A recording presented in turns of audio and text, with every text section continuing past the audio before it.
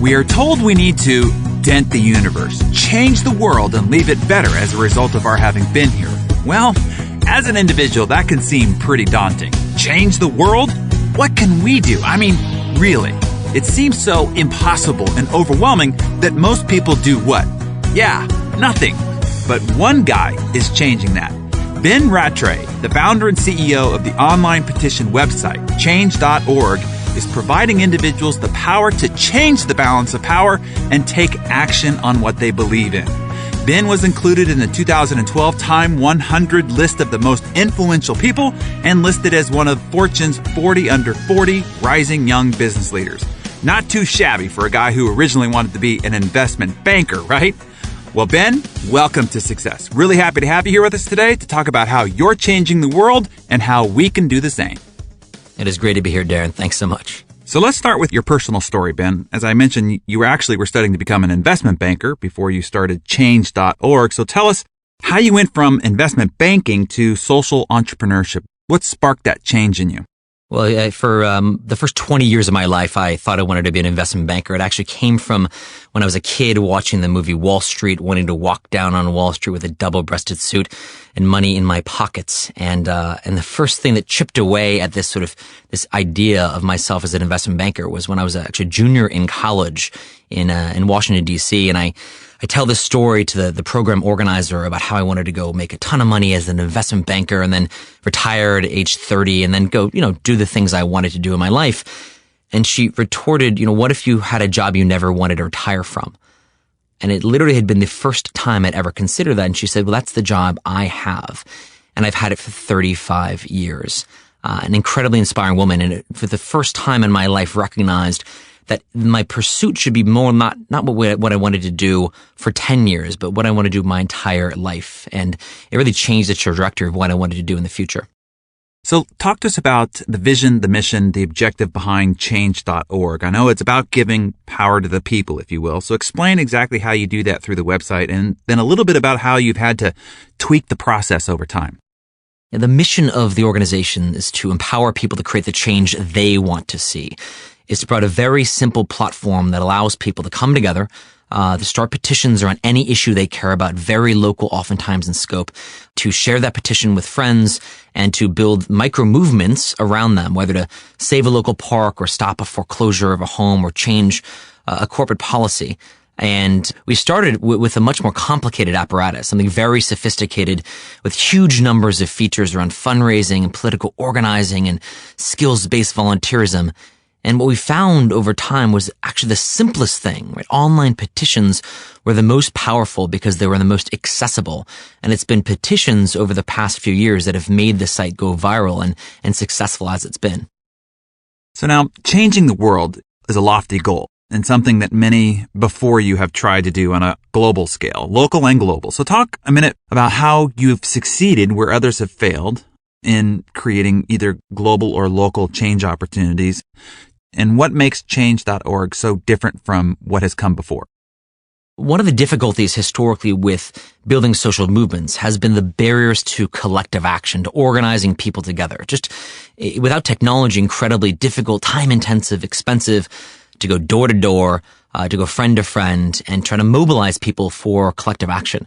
And technology reduces those collective action costs, makes it easier than ever before to mobilize people for common cause, for collective interests. And that, specifically has only been possible over the past 5 to 10 years. So historically, the reason why movements have taken so long and how there have been so few is simply the lack of technical ability to mobilize people at scale.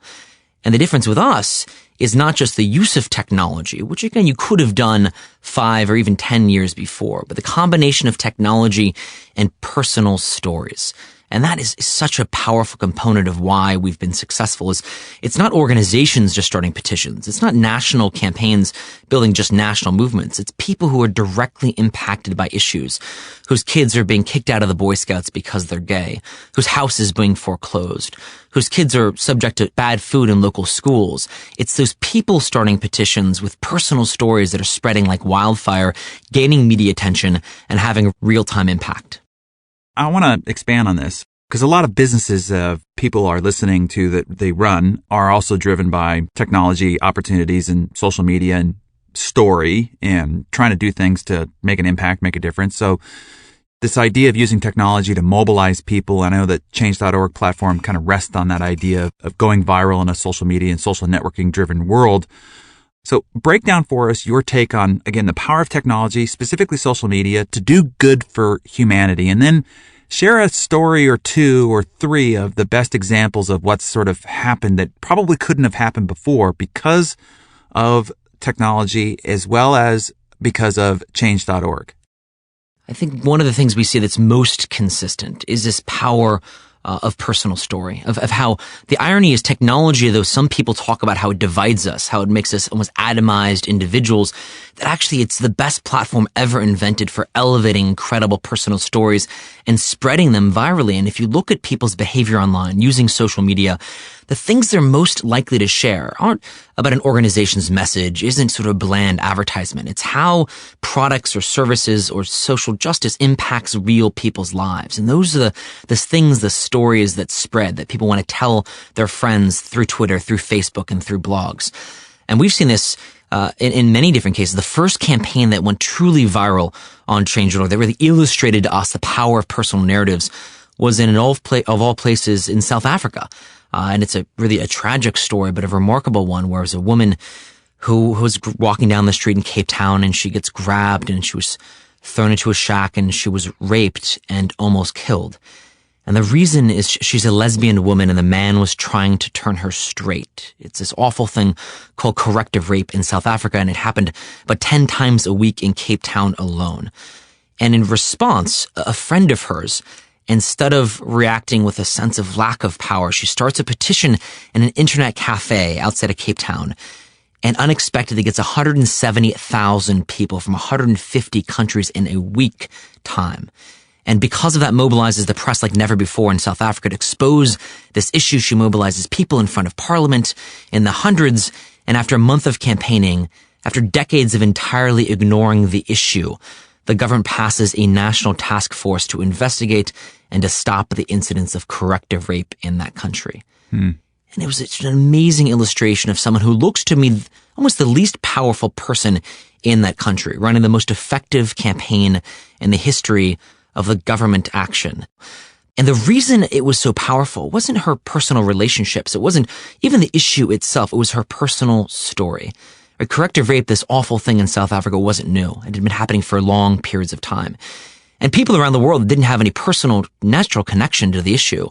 But it was a story of Ndume, this woman Ndume Funda, her personal struggle, her photo, her voice. It was that spread around the world, despite starting in an obscure place in Cape Town, South Africa.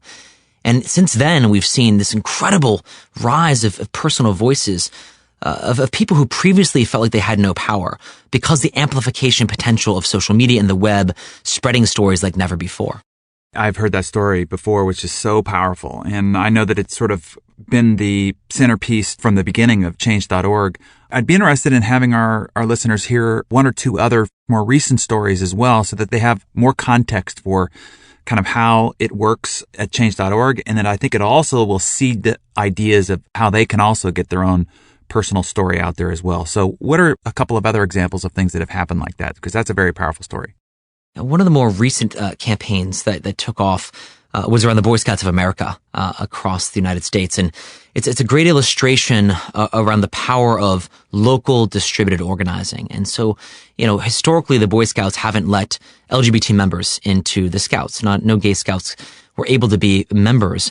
And there have been organizations that have been fighting this for a long time, all the way to the Supreme Court in 2000.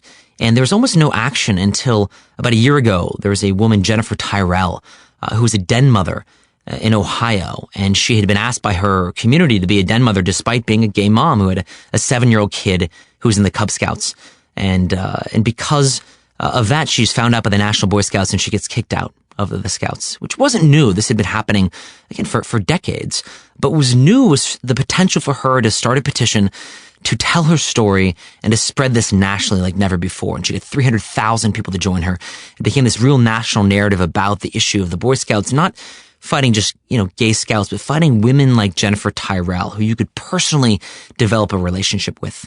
And that initial campaign then spawned hundreds of campaigns around the country in local contexts with Eagle Scouts and Scout parents starting petitions asking their own troop leaders to come out against the anti-gay policy. And it's only because this wildfire effect of hundreds of people starting petitions all around the country, chipping away at local levels, that have built this national movement of more than 2 million people, ultimately, that convinced the Boy Scouts over the period of a year to end its anti-gay policy. And the reason I mention that campaign is it's a great illustration of how, traditionally speaking, people think of movements as only big national campaigns, a single petition to Congress or to the UN or to the president. But what's most powerful oftentimes are these local campaigns, and not just one in a single community, but hundreds of petitions and hundreds of local communities that themselves, through small actions and grassroots, build national movements. And we see that happening more and more every day. I just want to be sure that people's brains are not getting stuck here in this idea that this is one side of the aisle or another, whether it be liberal or conservative or Republican or Democrat, because people always just get so stuck there in that spot. Because what I love about this is that it eliminates control of access, right? And that's what technology has done and has obliterated, where a few people are controlling access to communication or access to resources or talent or supply or what have you. And this eliminates that control of access. So really, anything that people really care about either gets momentum or it doesn't. It's apolitical, right? So how can you speak to this issue that this is not one side of the aisle in politics, that this is really about power to the people, and whatever the people end up caring about gets momentum or it doesn't, period? One of the things that's really powerful about the platform we built is that we're not an advocacy organization ourselves. That we are truly a platform that's open and nonpartisan and enables anyone to start a campaign around any issue they care about. One of the most powerful campaigns we've seen recently was actually a veteran in Afghanistan. And this veteran had an Afghan interpreter who had risked his life in actually assisting the U.S. Sort of invasion and war. And because of that, was subject to potentially retaliatory effects from the Taliban. And so this veteran comes back to the States and is disappointed that this interpreter isn't able to come back and sort of have asylum in the U.S.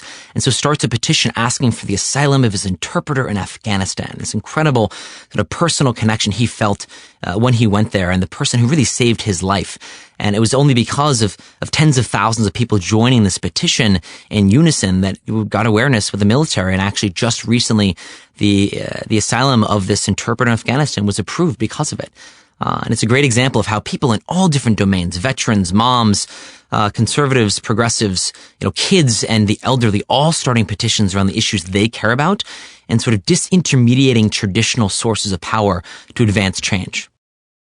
That is an amazing story, Ben. Do you have a few others that you could share with us that really speak to you personally and that demonstrate the diverse nature of the petitions on change.org? Some of the most powerful examples we've seen recently are of small business owners starting petitions, either in response to regulations they think are impeding their ability to run their business, or simply that they think would be better for allowing them to sort of serve their local communities. One of the campaigns I like the most, I wake up in San Francisco in the morning and I see a petition from a coffee house that wants to have better seating outside on the street. And there had been a local regulation in San Francisco that sort of restricted companies' ability to have this, to sort of serve their customers. And they were using a petition tool to be able to organize their customers together, to sort of raise awareness, to let the city government know that it was important that citizens be able to have a more public space in front of the restaurant, the coffee house in this case, that they loved. And so you see businesses more and more every day recognizing the power of actually mobilizing their own customers for changing the way local governments regulate their own behavior. What I'll also say is one of my favorite campaigns actually was around a veteran who had come back from Iraq and who had decided to build a treehouse for his kids just outside of DC. And he builds this beautiful treehouse in the corner, and he's got 2 kids in it. And he gets slapped with a fine from the local government that says you can't build an official treehouse. It looks like a real house. And so has to go through all this red tape.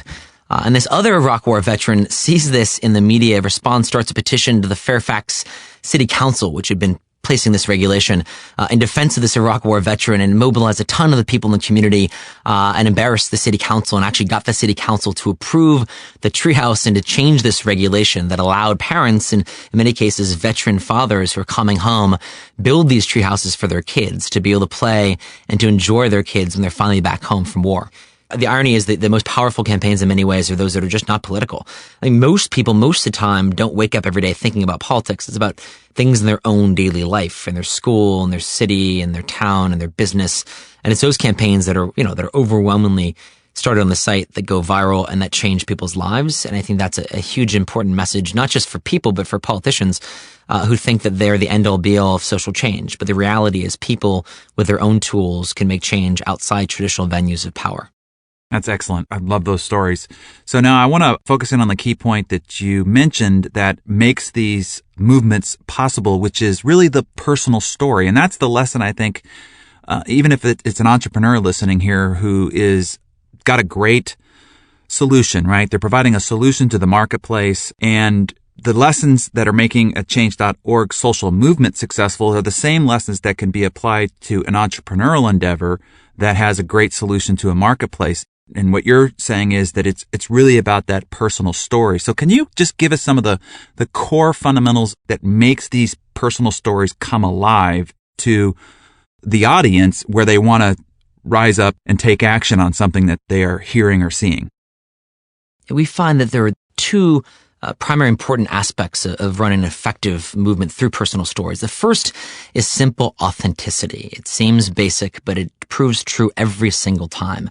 Speaking with a personal voice, not an organizational voice. So I'll give you an example. There's actually a lot of regulations in cities across America right now around this collaborative consumption, sort of this shared economy work. And there's a company called Sidecar that's all about sort of peer-to-peer sharing for what effectively used to be taxis and now is sort of the ability to leverage existing cars on the road. And the organization company was facing regulation in Austin, Texas.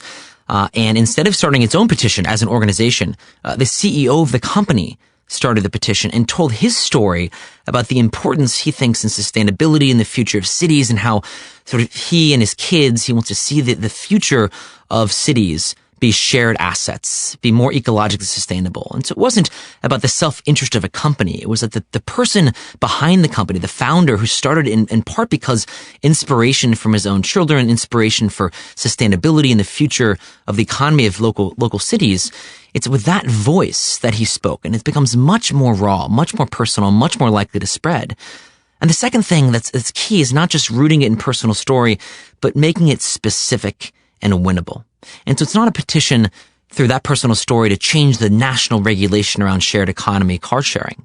It's rather in a very specific context in a particular city that within a short period of time is winnable. And so people don't just connect to your personal story, but you can see the connection between that personal story and real change in a short period of time. And those two principles are the most powerful we've seen for affecting real change.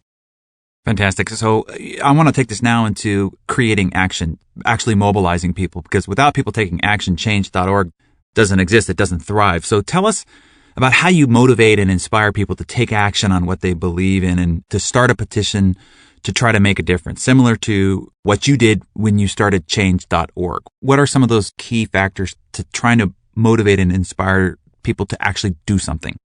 I think the biggest barrier that we face, the biggest barrier that anyone trying to build social movements faces is people's belief in their own power to make a difference. I think historically speaking, we get a lot of criticism from my generation of being apathetic.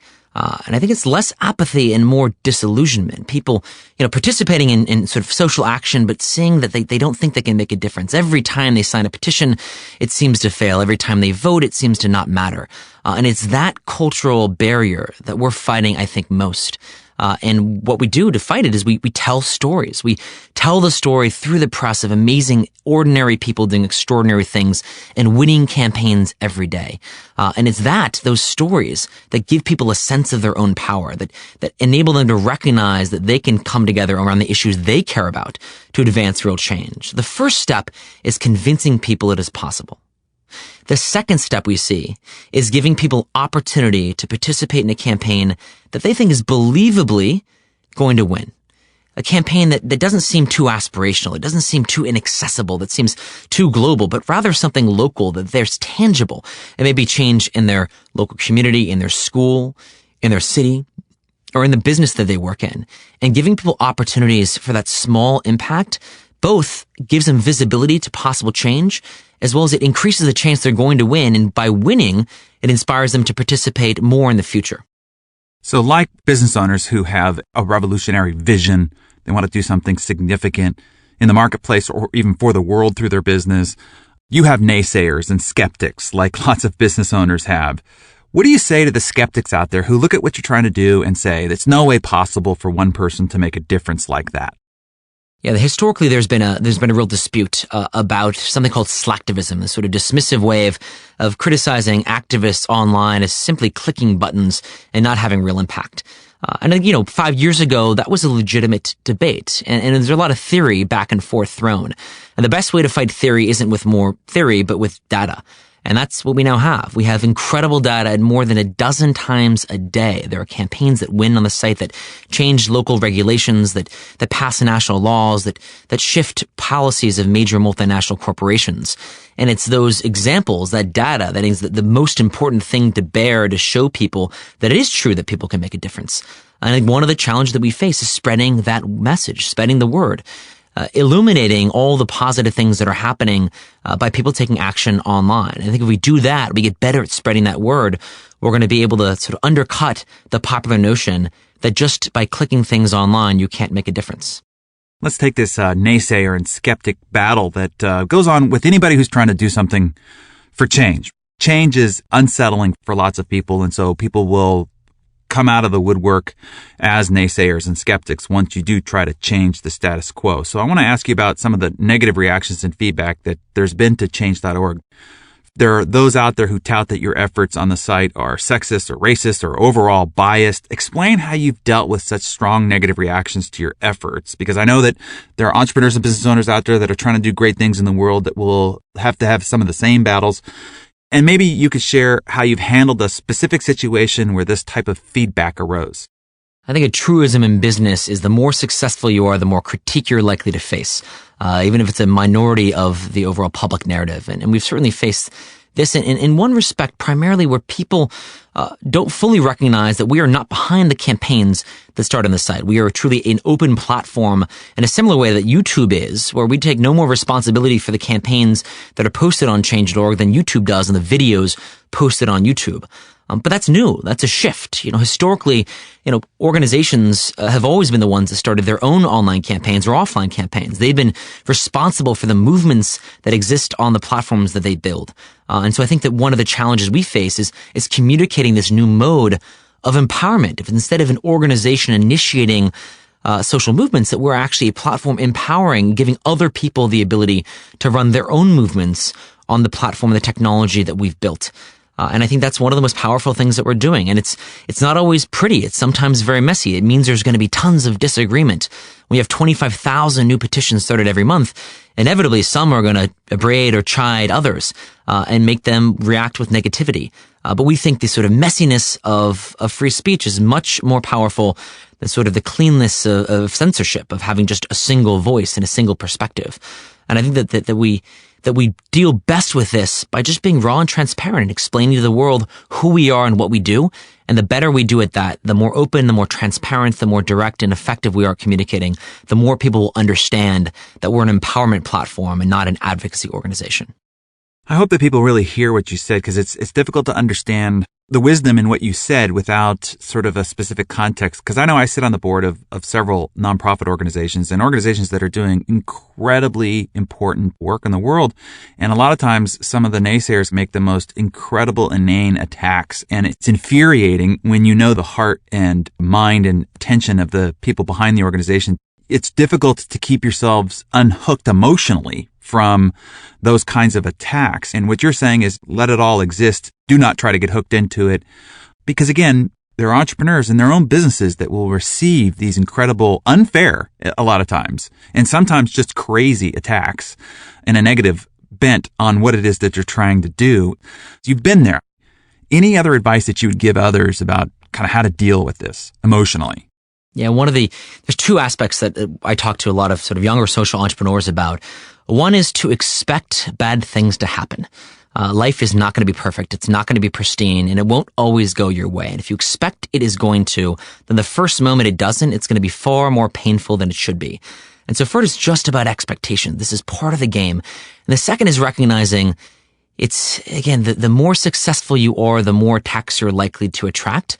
And it's actually perversely, in some ways, an affirmation of the impact that you're making. If you don't matter, no one will bother to criticize you. But the more you matter, the more you're going to attract a lot of attention, and people will try to knock you down. And if you recognize that is an inevitable part of success, and that things will never be perfect, it allows you to focus on what is going well and what is important and how to win, rather how to stop the bleeding that really, frankly, is a sideshow, is a distraction, and you can't let that actually prevent you from focusing on what's most important. I mean, what you said right there, Ben, is brilliant. Okay. And I want everybody to sort of get this. So number one is expect that bad things are going to happen, or expect that people are going to say negative things. And because we're always told, have a positive expectation about everything, but that's what actually can really derail you, right? If you think everything's going to be great and then somebody comes out and attacks you and it's unexpected, that is what really can cripple you. But if you expect that's going to happen, then when it happens in your mind, you can go, hi, they told me you would say that, and it no longer has the same emotional power. And then when you do get attacked, as you had said, celebrate it. It's a sign that you are ascending, right? That your voice is being heard and that you are obviously succeeding, because the more you succeed, the more people will attack. Celebrate the fact that it must be working. So I really appreciate that advice. So as we start to wind up here, as I mentioned to you several times, we've got a lot of entrepreneurs listening today, and essentially what you have done is very, very entrepreneurial. So what other lessons can you help directly translate to those that are listening in a business context, when it comes to championing a message, using modern tools, audience engagement, building and moving a tribe to action, etc.? Are there two or three other thoughts as you think about it from an entrepreneurial context that you could pass along to our listeners here? So we talk about three things that I think are most powerful for an effective venture right now, using technology in particular. The first is the imperative of never, never, never, never giving up. It literally took us 4.5 years to have any almost modicum of success. We tried a tremendous number of different iterations of Changeorg until we finally hit the first viral campaign. And it was only because of the intense commitment we had to do whatever necessary to succeed that we were able to emerge from those very long, deep, dark days. And the second thing is the reason we were able to be so intense, so dedicated, is because we thought what we're doing, and we think we're still doing, is the most important work we could possibly be dedicating ourselves to in the world. That intense passion for our work, the commitment we have, derives from a sense of real purpose, real internal mission that drives me, my co-founder, and our team every day. And the third thing we found is authenticity. Is not just being authentic to yourselves, but also to your users, to your consumers. When we started opening up the organization, opening up the platform, trusting people, and being really transparent as an organization, in particular in a world in which social media drives so much of the conversation, it's that when we started really building movements. We started to really be open and transparent with people. And I think that's a lesson for, frankly, all businesses. And we see businesses that are being petitioned on a daily basis. The more open, authentic, and vulnerable they are, the more they admit in some cases their failures or enlist the support of their own consumers to help them be better, the more successful they are. So I've got one last question for you today, Ben, as we start to wrap up our life-changing time together here today.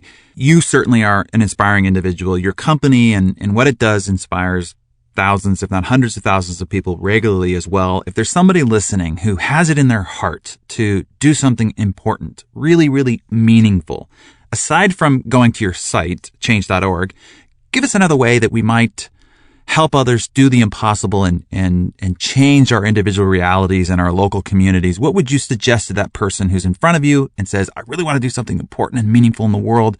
Give me some guidance, because you've been there and you've traveled the road. What do I need to do, and what do I need to look out for? I think one of the things that's most powerful is the recognition that our power as individuals is not in working individually, but in mobilizing like-minded people to work together with us for effective change. And so what I tell people is on the local scale, you can have more impact than you can possibly imagine. And the way you do so is in some cases walking up to a friend, talking to someone on the phone or in the mall about an issue you care about and actually mobilizing people even face to face in local contexts. And in many cases, that's enormously powerful. We even see online tools being effective at facilitating offline engagement as well and in meetings. But I think that people getting together in local contexts with friends in many cases, that's the root of many movements. That's the root of what starts as local change and over years can turn into national movements. That's one. And the second thing I would mention to entrepreneurs about the impact they can make in the world is to look not too far away from their own company. If you look at the way people impact the world around them, the biggest impact in many cases is that which is closest to them. People who employ 1 or 2 or 10 or hundreds of people have immense impact on the lives of their own staff members. And that's oftentimes overlooked. There's a movement afoot, I think, that's going to be huge in the next decade around conscious capitalism, around it's not just important what you do in the world, what you sell, what product or service you offer, but how you do it, how you treat your employees in the process of manufacturing or providing services, how you treat your customers or the vendors you engage with, or the impact on the community directly surrounding you. It's not just in the charitable dollars you're able to give because of the profits you generate, but it's the way you run your business, the way you treat your staff that has immense potential impact in the world in a very positive way. Fantastic. Well, Ben, I can tell you have mobilized a lot of minds for success, whatever that is to each individual listening. And I just want to tell you from Success's point of view, we appreciate what you're doing out there. And we certainly appreciate you coming in here and sharing your great passion and vision with us here at Success. Thanks for being with us, Ben. It's been a pleasure, Dan. Thanks so much. Success Magazine Audio. Copyright Success Media. All rights reserved.